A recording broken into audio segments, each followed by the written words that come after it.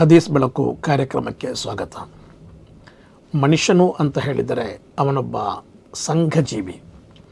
ಅವನು ಸಂಘವಾಗಿ ಬದುಕುವವನು. ಅವನಿಗೆ ಬೆಳಿಗ್ಗೆಯಿಂದ ಸಾಯಂಕಾಲದವರೆಗೆ ಅಥವಾ ರಾತ್ರಿಯ ತನಕ ಅವನಿಗೆ ಇನ್ನೊಬ್ಬರನ್ನು ಆಶ್ರಯಿಸಿಕೊಂಡು ಬದುಕಬೇಕಾಗ್ತದೆ. ಒಬ್ಬನೇ ಬದುಕಲಿಕ್ಕೆ ಸಾಧ್ಯವಿಲ್ಲ. ಕಾರಣ ಅವನು ಬಸ್ಸಲ್ಲಿ ಹೋಗುವಾಗ ಬಸ್ಸಿನ ಡ್ರೈವರ್, ಅವನು ಅನ್ನ ತಿನ್ನುವಾಗ ಅದು ಹಲವಾರು ಕೈಗಳ ಮೂಲಕವಾಗಿದೆ ಅವನಿಗೆ ತಲುಪಿರುವುದು.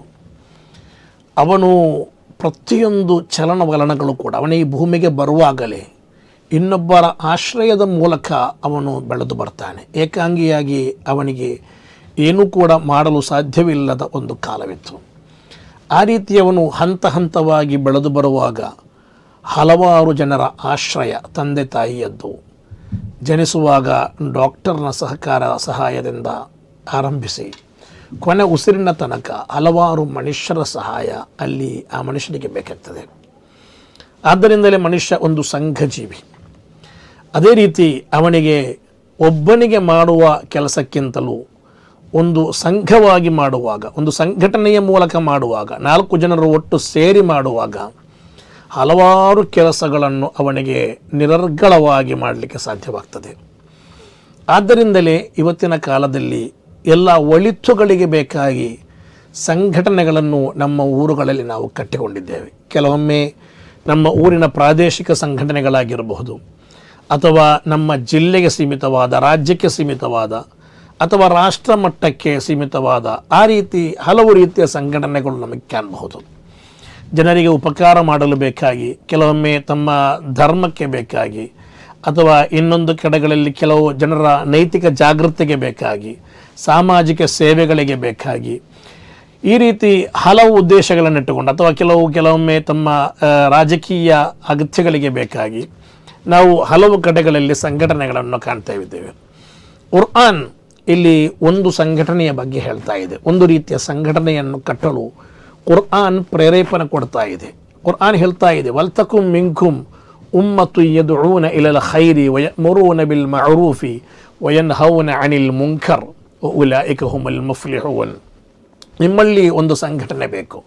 ಒಳಿತಿಗೆ ಆಹ್ವಾನ ಕೊಡುವವರು, ಕೆಡುಕನ್ನು ವಿರೋಧ ಮಾಡುವವರು, ಒಳಿತಿಗೆ ಜನರನ್ನು ಕರ್ಕೊಂಡು ಹೋಗಿ ಕೆಡುಕಿನಿಂದ ಜನರನ್ನು ದೂರ ಸರಿಯುವಂತೆ ಮಾಡುವ ಒಂದು ಸಂಘ ನಿಮ್ಮಲ್ಲಿ ಬೇಕು, ಒಂದು ಸಂಘಟನೆ ನಿಮ್ಮಲ್ಲಿ ಬೇಕು, ಒಂದು ಟೀಮ್ ನಿಮ್ಮಲ್ಲಿ ಬೇಕು. ಉಲೈಕ ಹುಮುಲ್ ಮುಫ್ಲಿಹೂನ್, ಈ ಸಂಘದವರು ವಿಜಯಿಸಿದವರು ಎಂದು ಅಲ್ಲಾಹು ಪವಿತ್ರ ಕುರ್ಆನ್ನ ಮೂಲಕ ಹೇಳ್ತಾ ಇದ್ದಾನೆ. ಆದ್ದರಿಂದಲೇ ನಾವು ಒಂದು ಟೀಮ್ ಆಗಿ ಯಾವತ್ತೂ ಕೂಡ ಕೆಲಸ ಮಾಡಬೇಕು. ಏಕಾಂಗಿಯಾಗಿದ್ದರೆ ಅವನಿಗೆ ಬಹಳಷ್ಟೇನು ಮಾಡಲಿಕ್ಕೆ ಸಾಧ್ಯವಿಲ್ಲ. ಅದು ಒಟ್ಟಿಗೆ ಕೂರುವಾಗ, 4 ಜನರನ್ನು ಒಟ್ಟಿಗೆ ಸೇರಿಸಿಕೊಂಡು ಇಳಿಯುವಾಗ ಬಹಳಷ್ಟು ಸಾಧನೆಗಳು, ಬಹಳಷ್ಟು ಒಳಿತುಗಳು, ಬಹಳಷ್ಟು ಒಳ್ಳೆ ಕಾರ್ಯಗಳನ್ನು ಅವನಿಗೆ ಮಾಡಲಿಕ್ಕೆ ಸಾಧ್ಯವಾಗ್ತದೆ. ಇನ್ನು ಈ ಸಂಘಟನೆಗಳಂತ ಹೇಳಿದರೆ ಕೇವಲ ನಮ್ಮ ಪವರಿಗೆ ಬೇಕಾಗಿ ಅಲ್ಲ. ಕೆಲವರು ಆ ರೀತಿ ಇದೆ, ಸಂಘಟನೆಗಳನ್ನು ತನ್ನ ಲಾಭಕ್ಕೆ ಬೇಕಾಗಿ, ತನ್ನ ಪವರಿಗೆ ಬೇಕಾಗಿ, ತನ್ನ ಸ್ಥಾನಮಾನಗಳಿಗೆ ಬೇಕಾಗಿ, ಜನರು ನನ್ನನ್ನೆಲ್ಲ ಹೊಗಳಬೇಕು, ಜನರು ನನ್ನೆಲ್ಲ ಲೀಡರ್ ಅಂತ ಹೇಳಬೇಕು, ನಾನು ಒಂದು ಭಯಂಕರ, ನಾನೊಬ್ಬ ಅದ್ಭುತ ಎಂಬ ರೀತಿಯಲ್ಲಿ ಸ್ವಂತಕ್ಕೆ ಬೇಕಾಗಿ ಅಥವಾ ಸ್ವಂತ ಲಾಭಕ್ಕೆ ಬೇಕಾಗಿ ಸಂಘಟನೆಯನ್ನು ಬಳಸಿಕೊಳ್ಳುವುದನ್ನು ನಾವು ಕಾಣ್ತಾ ಇದ್ದೇವೆ. ಅಲ್ಲಾಹನು ಅತ್ಯಂತ ಸ್ಪಷ್ಟವಾಗಿ ಪ್ರವಾದಿ ಮುಹಮ್ಮದ್ ಪೈಗಂಬರ್ ಸಲ್ಲಲ್ಲಾಹು ಅಲೈಹಿ ವಸಲ್ಲಂ ಹೇಳಿದ್ದು ಕಾಣ್ತಾ ಇದೆ, ಕುಲ್ಲುಕುಂ ರಾಯಿನ್ ವ ಕುಲ್ಲುಕುಂ ಮಸ್ಊಲುನ್ ಅನ್ ರಇಯತಿಹಿ. ಪ್ರತಿಯೊಬ್ಬನ ಅಧಿಕಾರಾವಧಿಯ ಬಗ್ಗೆ ಅಲ್ಲಾಹನು ನಾಳೆ ಆಖಿರತಿನಲ್ಲಿ ಪ್ರಶ್ನಿಸಲಿದ್ದಾನೆ. ಮನೆಯಲ್ಲಿರುವ ಯಜಮಾನ, ಅವನು ಆ ಮನೆಯ ಯಜಮಾನ, ಆ ಮನೆಯ ಅಧಿಕಾರ ಅವನ ಕೈಯಲ್ಲಿದೆ. ಒಂದು ಊರಿನಲ್ಲಿರುವ ಒಂದು ಪಂಚಾಯತ್ ಅಧ್ಯಕ್ಷನೋ ಅಥವಾ ಒಂದು ಸಂಘಟನೆಯ ನಾಯಕನೋ, ಒಂದು ಲೀಡರ್, ಒಂದು ಸಂಘದ ಲೀಡರ್, ಒಂದು ಸಂಘಟನೆಯ ನಾಯಕ, ಅವನ ಮೇಲೆ ದೊಡ್ಡ ಜವಾಬ್ದಾರಿ ಇದೆ. ಅವನ ಜವಾಬ್ದಾರಿ ಅವನು ನಿಭಾಯಿಸಿದ್ದಾನ ಎಂಬುದರ ಬಗ್ಗೆ ಅಲ್ಲಾಹನವನೊಂದಿಗೆ ಪ್ರಶ್ನೆ ಕೇಳುತ್ತಾನೆ. ಅವನಿಗಿರುವಂತಹ ಬಾಧ್ಯತೆಗಳನ್ನು ಅವನು ಈಡೇರಿಸಿದ್ದಾನ, ಅವನು ಮಾಡಬೇಕಾದ ಸೇವೆಗಳನ್ನು ಅವನು ಮಾಡಿದ್ದಾನ ಎಂಬುದರ ಬಗ್ಗೆ ಖಂಡಿತವಾಗಿಯೂ ಸೃಷ್ಟಿಕರ್ತನು ಅವನೊಂದಿಗೆ ಪ್ರಶ್ನಿಸುತ್ತಾನೆ. ಪ್ರಶ್ನಿಸುವ ಒಂದು ದಿನವಿದೆ ಎಂದು ಪ್ರವಾದಿ ಮುಹಮ್ಮದ್ ಪೈಗಂಬರ್ ಸಲ್ಲಲ್ಲಾಹು ಅಲೈಹಿ ವಸಲ್ಲಂ ಅವರು ಹೇಳ್ತಾರೆ. ನಮ್ಮ ಆಡಳಿತಾಧಿಕಾರಿಗಳು ಅವರ ಕರ್ತವ್ಯಗಳನ್ನು ನೆರವೇರಿಸಬೇಕು. ಇವತ್ತು ನಾವು ಕಾಣ್ತಾ ಇದ್ದೇವೆ, ಒಂದು MLA ಸೀಟಿಗೆ ಬೇಕಾಗಿ ಅಥವಾ ಒಂದು ಪಂಚಾಯತ್ ಅಧ್ಯಕ್ಷನಾಗಲು ಬೇಕಾಗಿ ಅಥವಾ ಒಂದು ಗ್ರಾಮ ಪಂಚಾಯತ್ನಲ್ಲಿ ಒಂದು ಗ್ರಾಮದಲ್ಲಿ ಒಂದು ಸಣ್ಣ ಒಂದು ಪೋಸ್ಟ್ ಪಡೆಯಲು ಒಂದು ಕೌನ್ಸಿಲರ್ ಆಗಲು ಬೇಕಾಗಿ ನಾವು ಎಷ್ಟು ಜನರೊಂದಿಗೆ ಹೋಗಿ ಕೇಳ್ತೇವೆ, ಓಟು ಕೊಡಿ ಎಂದು ಹೇಳಿ ಅಧಿಕಾರವನ್ನು ಕೇಳಿ ಪಡೆಯುತ್ತೇವೆ. ಇಸ್ಲಾಮಿನಲ್ಲಿ ಅಧಿಕಾರವನ್ನು ಕೇಳಿ ಪಡೆಯುವುದಕ್ಕೆ ಯಾವುದೇ ಪ್ರೋತ್ಸಾಹವನ್ನು ಕೊಡುವುದಿಲ್ಲ. ಅಧಿಕಾರವನ್ನು ಕೇಳಿ ಪಡೆಯಬಾರದು ಎಂದಾಗಿದೆ ಪ್ರವಾದಿ ಮುಹಮ್ಮದ್ ಪೈಗಂಬರ್ ಸಲ್ಲಲ್ಲಾಹು ಅಲೈಹಿ ವಸಲ್ಲಮರವರು ಹೇಳುತ್ತಿರುವುದು. ನೀವು ಅಧಿಕಾರವನ್ನು ಕೇಳಿ ಪಡೆಯಬೇಡಿ, ಕೊಟ್ಟರೆ ಅದನ್ನು ನೀವು ಸ್ವೀಕರಿಸಿ ಚೆನ್ನಾಗಿ ನೀವು ಖಿದ್ಮತ್ ಮಾಡಿ, ಚೆನ್ನಾಗಿ ನೀವು ಕೆಲಸ ಮಾಡಿ. ಅದು ಬಿಟ್ಟು ನೀವು ಅಧಿಕಾರವನ್ನು ಕೇಳಿ ಪಡಿಬಾರದು. ಇವತ್ತು ರಾಜಕೀಯದಲ್ಲಂತೂ ಹೇಳುವುದೇ ಬೇಡ, ಕೇಳದೆ ಏನು ಸಿಗುವುದೇ ಇಲ್ಲ, ಕೇಳುವುದೇ ಎಲ್ಲರಿಗೂ ಕೂಡ ಕೇಳುವುದಂತ ಹೇಳಿದರೆ ಅದಕ್ಕೆ ಬೇಕಾಗಿ ಯಾವ ಮಟ್ಟಕ್ಕಿಳಿಯಲು, ಯಾವ ಲಾಬಿಗಳನ್ನು ಮಾಡಲು, ಅಧಿಕಾರಕ್ಕೆ ಬೇಕಾಗಿ ಯಾವ ಮಟ್ಟಕ್ಕೂ ಇಳಿಯಲು, ಯಾವ ಲಾಬಿಗಳನ್ನು ಮಾಡಲು, ಎಷ್ಟು ಲಂಚ ಬೇಕಾದರೂ ಕೊಡಲು ಇವತ್ತು ಜನರು ಮುಂದೆ ಬರುತ್ತಿರುವ ಒಂದು ಕಾಲವಾಗಿದೆ. ಅಂತಹ ಒಂದು ಕಾಲದಲ್ಲಿ ನಾವು ಬದುಕ್ತಾ ಇದ್ದೇವೆ. ಆದರೆ ಪ್ರವಾದಿ ಮುಹಮ್ಮದ್ ಪೈಗಂಬರ್ ಸಲ್ಲಲ್ಲಾಹು ಅಲೈಹಿ ವಸಲ್ಲಂ ಅದನ್ನು ವಿರೋಧಿಸುತ್ತಾರೆ.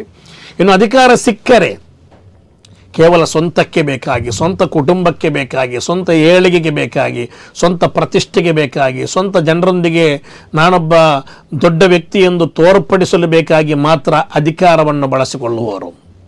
ಕೇವಲ ಕಾರಣ ಮುಂದೆ ಒಂದು ಹೆಸರು ಹಾಕಲು ಬೇಕಾಗಿ ಅಥವಾ ನನಗೆ ಒಂದು ಡೆಸಿಗ್ನೇಷನ್ಗೆ ಬೇಕಾಗಿ, ಅದಕ್ಕೆ ಬೇಕಾಗಿ ಮಾತ್ರ ಸಂಘಟನೆಯನ್ನು ಕಟ್ಟುವವರು, ಸಂಘಟನೆಯಲ್ಲಿ ಸೇರುವವರು, ಸಂಘಟನೆಯಲ್ಲಿ ಕೆಲಸ ಮಾಡುವವರು ಬಹಳಷ್ಟು ಜನರಿದ್ದಾರೆ. ನಾನು ಅಧ್ಯಕ್ಷನಾಗಿರಬೇಕು, ಯಾವತ್ತೂ ಕೂಡ ನಾನು ಪ್ರಧಾನ ಕಾರ್ಯದರ್ಶಿಯಾಗಿರಬೇಕು, ನನಗೆ ಇಂಥ ಪೋಸ್ಟ್ಗಳು ಬೇಕು, ಆ ಪೋಸ್ಟ್ಗಳಿದ್ದರೆ ಮಾತ್ರ ನಾನು ಇಲ್ಲಿರ್ತೇನೆ, ಇಲ್ಲದಿದ್ದರೆ ಅದಕ್ಕೆ ವಿರುದ್ಧವಾಗಿ ನಾನು ಏನು ಬೇಕಾದರೂ ಮಾಡಲು ಸಾಧ್ಯ, ಏನು ಬೇಕಾದರೂ ಮಾಡಲು ನಾನು ರೆಡಿ ಇದ್ದೇನೆ ಎಂಬ ರೀತಿಯಲ್ಲಿ ಒಬ್ಬ ಮುಂದುವರಿಯುವುದಾದರೆ ಅದಕ್ಕಿಂತ ದೊಡ್ಡ ನಾಚಿಕೆ ಕೇಡು, ಅದಕ್ಕಿಂತ ದೊಡ್ಡ ಕೀಳ್ಮಟ್ಟದ ಒಂದು ಪ್ರವೃತ್ತಿ ಬೇರೆ ಯಾವುದೂ ಕೂಡ ಇಲ್ಲ.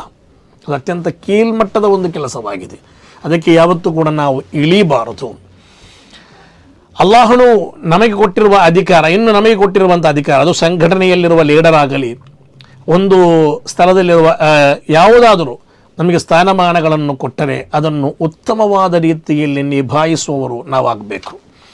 ಅದರ ಪ್ರತಿಯೊಂದು ಮಜಲುಗಳನ್ನು ಸ್ಪರ್ಶಿಸಿಕೊಂಡು ನಾವು ಕೆಲಸ ಮಾಡಬೇಕು. ಇಲ್ಲದಿದ್ದರೆ ನಮ್ಮ ಜವಾಬ್ದಾರಿಗಳ ಬಗ್ಗೆ ಅಲ್ಲಾಹನು ನಮ್ಮ ಮುಂದೆ ಪ್ರಶ್ನೆ ಕೇಳುತ್ತಾನೆ ಎಂಬುದು ಯಾವತ್ತೂ ಕೂಡ ನಮ್ಮ ನೆನಪಲ್ಲಿರಬೇಕು.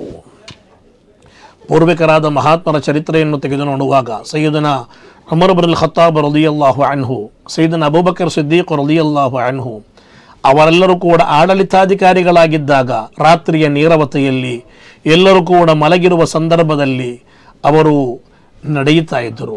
ಇಲ್ಲಿ ಬಡವರಿದ್ದಾರೆ, ವೃದ್ಧರಿದ್ದಾರೆ, ಅವರ ಸೇವೆ ಮಾಡಲು ಬೇಕಾಗಿ, ಅವರ ಕಷ್ಟಗಳಿಗೆ ಸ್ಪಂದಿಸಲು ಬೇಕಾಗಿ, ಅವರ ಸಮಸ್ಯೆಗಳಿಗೆ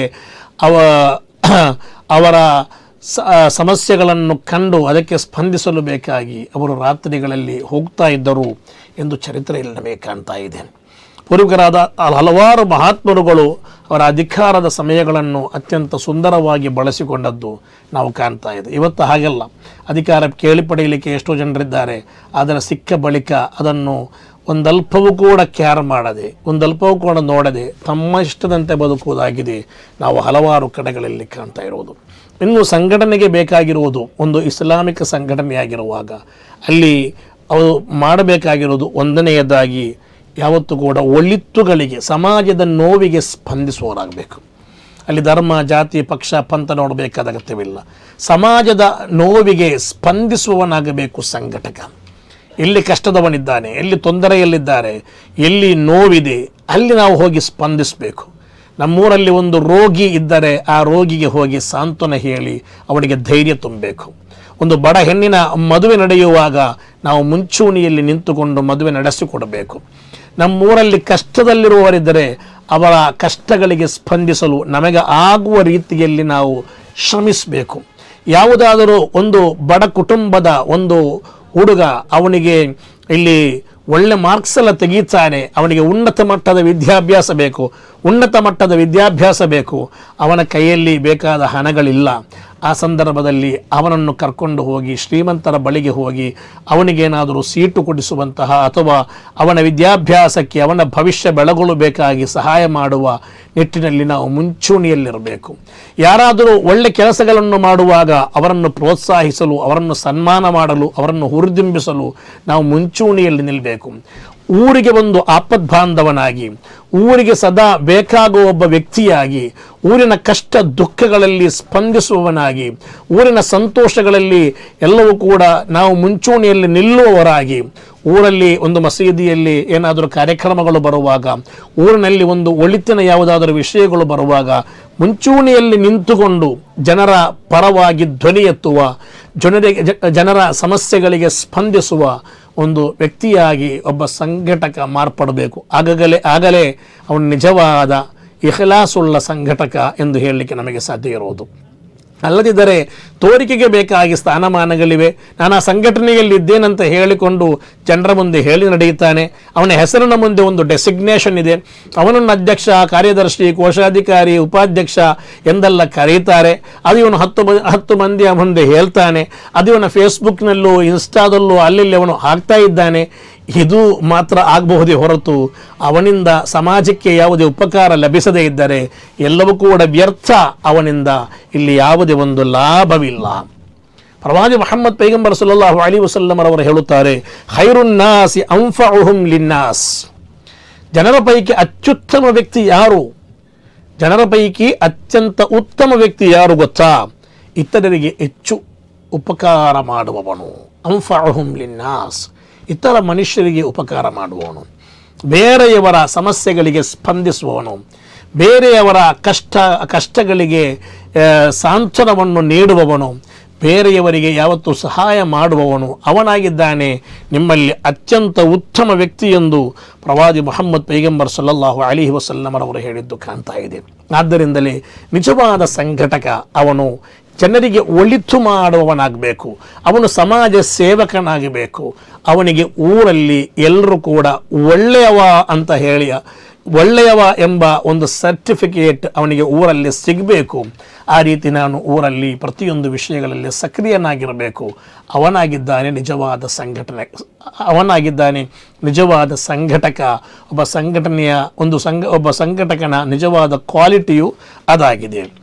ಇನ್ನು ಮೂರನೆಯದಾಗಿ ಏನಾಗಿದೆ, ಒಬ್ಬ ಸಂಘಟಕ ಹೇಗಿರಬೇಕು ಎಂಬುದನ್ನು ಉಲಮಾಗಳು, ಮಹಾತ್ಮರುಗಳು ಹೇಳಿಕೊಡ್ತಾ ಇದ್ದಾರೆ. ತಜ್ಕಿಯತುನ್ ನಫ್ಸ್, ಅವನು ವೈಯಕ್ತಿಕ ಪ್ರಶಂಸೆಗೆ ಬೇಕಾಗಿ ಕೆಲಸ ಮಾಡುವವನಾಗಿರಬಾರದು. ಅವನು ಹೃದಯ ಶುದ್ಧಿ ಉಳ್ಳವನಾಗಬೇಕು. ಅವನ ಕೆಲಸಗಳೆಲ್ಲವೂ ಕೂಡ ನಿಷ್ಕಳಂಕವಾಗಿರಬೇಕು.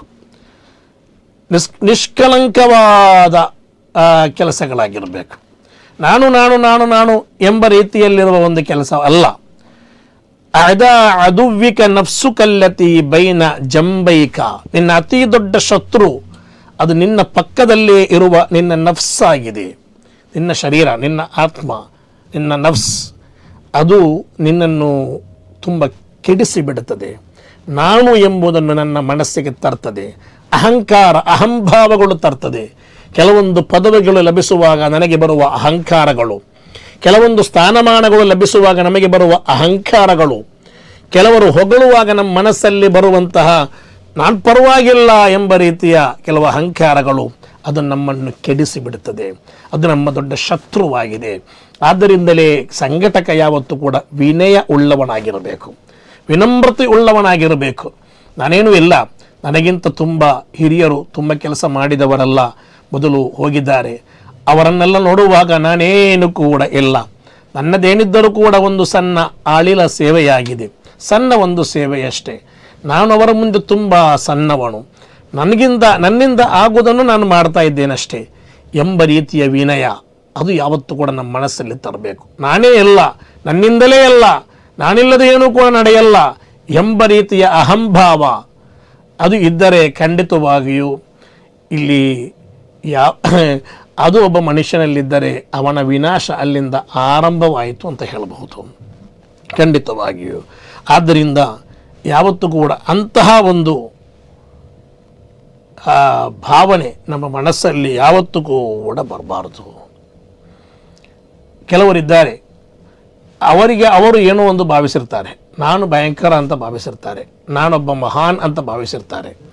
ಆದ್ದರಿಂದಲೇ ಅವನ ಹೆಸರು ಹಾಕದಿದ್ದರೆ, ಅವನ ಹೆಸರು ದೊಡ್ಡದು ಮಾಡದಿದ್ದರೆ, ಅವನ ಹೆಸರಿನ ಮುಂದೆ ಅವನ ಡೆಸಿಗ್ನೇಷನ್ ಹಾಕದಿದ್ದರೆ, ಅವನ ಹೆಸರು ಬರೆಯುವಾಗ ಏನಾದರೂ ಮಿಸ್ಟೇಕ್ ಆಗಿದ್ದರೆ, ಅವನನ್ನು ಕರೆಯುವಾಗ ಸ್ವಲ್ಪ ವಿಳಂಬ ಮಾಡಿದರೆ ಅವನು ಸಿಟ್ಟುಗೊಳ್ಳುವುದು, ನಾನು ಯಾರಂತ ಭಾವಿಸಿದ್ದೀರಿ ನೀವು ಎಂಬ ರೀತಿಯಲ್ಲಿ ಮಾತನಾಡೋದು ಈ ಅಹಂಕಾರದ ಪರಮಾವಧಿಯಾಗಿದ್ದು. ಮನುಷ್ಯ ಸಹಜ, ತಪ್ಪುಗಳು ಬರಬಹುದು, ಮನುಷ್ಯನಿಗೆ ಹೆಸರುಗಳು ಮಿಸ್ಟೇಕ್ ಆಗಬಹುದು, ನಿನ್ನ ಡೆಸಿಗ್ನೇಷನ್ ಹಾಕದೇ ಇರಬಹುದು, ನಿನ್ನ ಹೆಸರೇ ಬರದೇ ಇರಬಹುದು. ಹೆಸರು ಬಂದರೇನು ಬಿಟ್ಟರೇನು, ನನ್ನ ಕೆಲಸ ಒಳಿತಿಗೆ ಬೇಕಾಗಿ ಸಹಕಾರ ಮಾಡುವುದಾಗಿದೆ, ಒಳಿತಿನ ಹಾದಿಯಲ್ಲಿ ಮುನ್ನುಗ್ಗುವುದಾಗಿದೆ. ಒಳಿತೆಲ್ಲಿದೆಯೋ ಅಲ್ಲಿ ಹೆಸರು ಹಾಕಿದ್ದರೂ ಹಾಕದಿದ್ದರೂ ನಾನಿರ್ತೇನೆ ಎಂದು ಮುಂಚೂಣಿಯಲ್ಲಿ ನೀನು ನಿಂತರೆ ನಿಜವಾಗಿಯೂ ನೀನೊಬ್ಬ ಸಂಘಟಕ, ಇಖ್ಲಾಸುಳ್ಳ ಸಂಘಟಕ, ಆತ್ಮಾರ್ಥತೆ ಉಳ್ಳಂತಹ ಒಬ್ಬ ಸಂಘಟಕ ನೀನಾಗ್ತಿ. ಅದು ಬಿಟ್ಟು ನನ್ನ ಹೆಸರು ಬೇಕು, ಹಾಗೇನೇ ಬೇಕು, ಹೀಗನೇ ಬೇಕು, ಇಷ್ಟು ಬೇಗ ಕರೀಬೇಕು, ಲೇಟಾಗಿ ಬಿಟ್ಟರೆ ನನ್ನ ಕ್ವಾಲಿಟಿಗೆ, ನನ್ನ ನನ್ನ ನನ್ನ ಸ್ಟೇಟಸ್ಗೆ ಅದು ಏನೋ ಒಂದು ತೊಂದರೆ ಆಗ್ತದೆ ಎಂಬ ರೀತಿಯಲ್ಲಿ ಅಹಂಕಾರ ಕೇಳಿದರೆ ಅದು ಖಂಡಿತವಾಗಿಯೂ ನನ್ನನ್ನು, ನನಗೆ ಅರಿವಿಲ್ಲದೆ ಅದು ನನ್ನನ್ನು ನಾಶ ಮಾಡ್ತಾನೇ ಇರ್ತದೆ. ನಾನು ನನಗೆ ಅರಿವಿಲ್ಲದೆ ಇನ್ನೊಬ್ಬರ ಮುಂದೆ ನಾನು ಚಿಕ್ಕದಾಗಿ ಹೋಗ್ತಾನೇ ಇರ್ತೇನೆ. ಆದ್ದರಿಂದಲೇ ಮೂರನೆಯದಾಗಿ ಹೇಳುತ್ತಿರುವುದು, ನಮ್ಮ ಆತ್ಮ, ನಮ್ಮ ನಫ್ಸ್, ಅದನ್ನು ನಾವು ಕಂಟ್ರೋಲ್ ಇಟ್ಟುಕೊಳ್ಬೇಕು. ಅಹಂಕಾರ ಯಾವತ್ತೂ ಕೂಡಬಾರದು. ಇದು ನಾಲ್ಕನೆಯದಾಗಿ ನಿಷ್ಠೆ ಮತ್ತು ಬದ್ಧತೆ. ನಿಷ್ಠೆ ಮತ್ತು ಬದ್ಧತೆ ಸಂಘಟನೆಯ ತತ್ವ ಆದರ್ಶಗಳಿಗೆ, ನಾವು ಯಾವ ಸಂಘಟನೆಯಲ್ಲಿರ್ತೇವೋ ಆ ಸಂಘಟನೆಗೆ ಒಂದು ಸಿದ್ಧಾಂತವಿರ್ತದೆ. ಆ ಸಂಘಟನೆಯಲ್ಲಿ ನಾವು ನಿಷ್ಠೆಯುಳ್ಳ, ಬದ್ಧತೆಯುಳ್ಳಂತಹ ವ್ಯಕ್ತಿಗಳಾಗಿರಬೇಕು. ಅಲ್ಲಾಹನು ಕುರ್ಆನ್ ಸೂರತುಲ್ ಮಾಯಿದಾದ ಪ್ರಥಮ ಆಯತಿನಲ್ಲಿ ಸೂಕ್ತದಲ್ಲಿ ಹೇಳ್ತಾ ಇದ್ದಾನೆ, ಯಾ ಅಯ್ಯುಹಲ್ಲದೀನ ಆಮನು ಔಫು ಬಿಲ್ ಉಕೂದ್, ಓ ಸತ್ಯವಿಶ್ವಾಸಿಗಳೇ, ನೀವು ಮಾಡಿಕೊಂಡ ಒಪ್ಪಂದಗಳನ್ನು ನೀವು ಪೂರ್ಣವಾಗಿ ಪಾಲಿಸಿರಿ, ಪೂರ್ಣಗೊಳಿಸಿರಿ, ನೀವು ಬದ್ಧತೆ ಉಳ್ಳವರಾಗಿರಿ. ನೀವೊಂದು ಸಂಘಟನೆಗೆ ಪ್ರವೇಶನ ಮಾಡುವಾಗ ನೀವೊಂದು ಒಪ್ಪಂದ, ಒಂದು ಕರಾರು ಮಾಡಿಕೊಂಡಾಗಿದೆ ನೀವು ಪ್ರವೇಶಿಸುವುದು. ಅದರ ಒಂದು ಸಿದ್ಧಾಂತ ಇದೆ. ಆ ಸಿದ್ಧಾಂತಕ್ಕೆ ನೀವು ಬದ್ಧವಾಗಿ ನೀನು ಬದುಕಬೇಕು.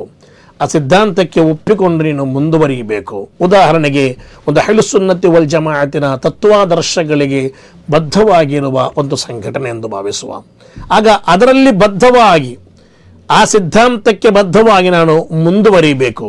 ಅಲ್ಲಿ ವಸ್ವಾಸಗಳು ಬರಬಾರದು, ಅಲ್ಲಿ ನನಗೆ ಮನಸ್ಸು ಚಂಚಲಗೊಳ್ಳಬಾರದು. ಅದರಲ್ಲಿ, ನನ್ನ ಸಿದ್ಧಾಂತದಲ್ಲಿ ನಾನು ಅಚಂಚಲವಾಗಿರಬೇಕು. ನಾನು ಒಳ್ಳೆಯ ಬದ್ಧತೆ ಉಳ್ಳಂತಹ ಒಂದು ವ್ಯಕ್ತಿಯಾಗಿರಬೇಕು. ಮಾತ್ರವಲ್ಲ, ನನಗೆ ನಾಯಕತ್ವ ನೀಡುವಾಗ ಆ ನಾಯಕತ್ವದ ನಿರ್ಧಾರಗಳನ್ನು ಪಾಲಿಸುವುದು, ಸಂಘಟನೆಯ ರಹಸ್ಯಗಳನ್ನು ಕಾಪಾಡುವುದು, ಇದೆಲ್ಲವೂ ಕೂಡ ಆಧ್ಯಾತ್ಮಿಕವಾದ ಬದ್ಧತೆಗಳಾಗಿವೆ. ಅಲ್ಲಿ ಸಂಘಟನೆಯ ರಹಸ್ಯಗಳನ್ನು ಕಾಪಾಡಿಕೊಳ್ಳಬೇಕಾಗ್ತದೆ. ಪ್ರತಿಯೊಂದು ಸಂಘಟನೆಗೂ, ಪ್ರತಿಯೊಂದು ವ್ಯಕ್ತಿಗೂ, ಪ್ರತಿಯೊಂದು ಸಿದ್ಧಾಂತಕ್ಕೂ ಅದರದ್ದೇ ಆದ ಒಂದು ರಹಸ್ಯಗಳಿರ್ತದೆ. ಆ ರಹಸ್ಯಗಳನ್ನು ಕಾಪಾಡಿಕೊಳ್ಳುವುದು ಆ ಸಂಘಟನೆಯಲ್ಲಿರುವವನ ಬಾಧ್ಯತೆಯಾಗಿದೆ. ಅದವನ ಬದ್ಧತೆಯನ್ನು ತಿಳಿಸುತ್ತದೆ. ಆದ್ದರಿಂದ ನಾವು ಯಾವತ್ತೂ ಕೂಡ ವಚನ ಭ್ರಷ್ಟರಾಗಬಾರದು, ವಚನ ಪಾಲಕರಾಗಿರಬೇಕು. ಅದು ಮುನಾಫಿಕನ ಲಕ್ಷಣವೆಂದು ಕುರ್ಆನ್ ಹೇಳ್ತದೆ. ವಚನ ಭ್ರಷ್ಟತೆ, ಮಾತು ಕೊಟ್ಟರೆ ತಪ್ಪುವುದು. ನಾನು ಈ ಸಂಘಟನೆಯಲ್ಲಿ ನಿಂತುಕೊಂಡು ಈ ರೀತಿ ಮಾಡ್ತೇನೆ ಎಂದು ಹೇಳಿ ಮಾತು ಕೊಟ್ಟಿರ್ತಾನೆ, ಅದಕ್ಕೆ ತದ್ವಿರುದ್ಧವಾಗಿ ನಡೆಯುತ್ತಾನೆ. ಅದು ವಚನ ಭ್ರಷ್ಟತನವಾಗಿದೆ. ಅದು ಮುನಾಫಿಕನ ಲಕ್ಷಣವಾಗಿದೆ ಎಂದು ಪ್ರವಾದಿ ಮುಹಮ್ಮದ್ ಪೈಗಂಬರ್ ಸಲ್ಲಲ್ಲಾಹು ಅಲೈಹಿ ವಸಲ್ಲಂ ಹೇಳಿದ್ದು ನಮಗೆ ಕಾಣ್ತಾ ಇದೆ. ಇನ್ನು ಐದನೇದಾಗಿ ಬೇಕಾಗಿರುವುದು ಸಮರ್ಪಣಾ ಮನೋಭಾವ, ಅರ್ಪಣೆ. ನಮ್ಮ ಈ ಸಂಘಟನೆಯಲ್ಲಿರುವಾಗ ನಮ್ಮ ಗುರಿ ಏನಾಗಿದೆ, ಆ ಗುರಿ ಕೆಲವೊಮ್ಮೆ ಪಾರತ್ರಿಕ ವಿಜಯವಾಗಿರಬಹುದು, ಐಹಿಕವಾದ ವಿಜಯವಾಗಿರಬಹುದು, ಅಥವಾ ಇಹ ಪರ ಎರಡು ಕಡೆಗಳಲ್ಲೂ ವಿಜಯಿಸಬೇಕೆಂಬುದಾಗಿರಬಹುದು. ಇನ್ನು ಕೆಲವೊಮ್ಮೆ ಸಾಮಾಜಿಕ ಅನಿಷ್ಟಗಳಿಂದ ಈ ಸಮಾಜವನ್ನು ದೂರ ಸರಿಸುವುದಾಗಿರಬಹುದು. ಯುವಕರು ಅವರ ವಿದ್ಯಾರ್ಥಿ ಜೀವನಗಳನ್ನು ಸುಂದರಮಯಗೊಳಿಸಬೇಕು, ಅವರು ಅಡ್ಡದಾರಿಗಳನ್ನು ಹಿಡಿಯಬಾರದು ಎಂಬುದಾಗಿರಬಹುದು. ಈ ಗುರಿಗಳು ಇದು ನಾವು ಅತ್ಯಂತ ಸ್ಪಷ್ಟವಾಗಿ ಈ ಗುರಿಗೆ ತಲುಪುವಂತೆ ನಾವು ಮುನ್ನೋಗಬೇಕು. ಒಳ್ಳೆ ಗುರಿ ಇಟ್ಟುಕೊಳ್ಬೇಕು.